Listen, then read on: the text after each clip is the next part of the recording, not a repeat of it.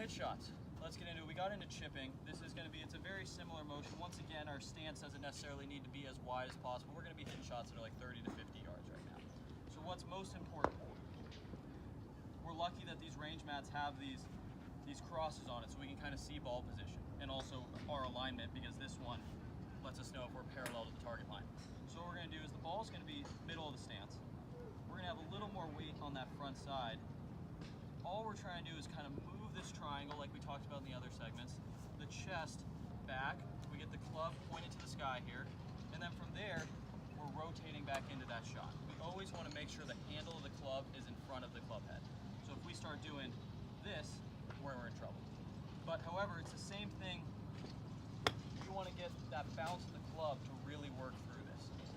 So we're not trying to help this ball in the air. If I start leaning back to try and help this thing in the air, the club, we're either going to hit it fat in the grass back here, or we're going to skull the ball. Exactly.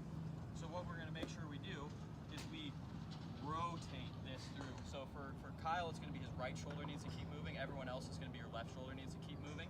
If this left shoulder stops, the club extends, I'm straight into the ground back here, and we stop rotating through.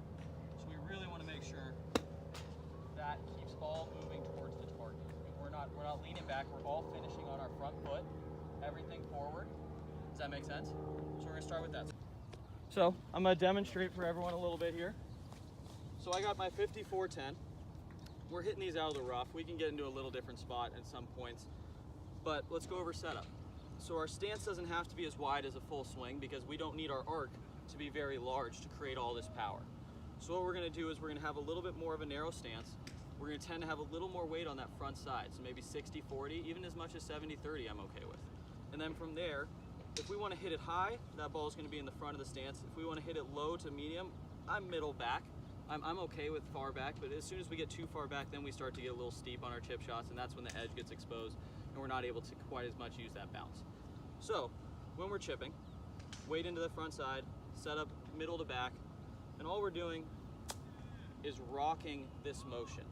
We don't necessarily need all this hinge and manipulation of the club to get that ball to do these things.